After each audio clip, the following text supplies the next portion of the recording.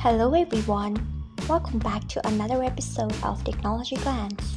Today in this video, I'm going to guide you through how you can enable local audio files on Spotify. So let's get started.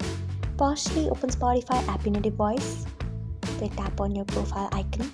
Next tap on settings and privacy. After that tap on apps and devices. Next you can see the option of local audio files. Turn on it by tapping on it. So this is how you can enable local audio files on Spotify. Thanks for watching. If you found this guide helpful, we would love it if you hit the thumbs up button below.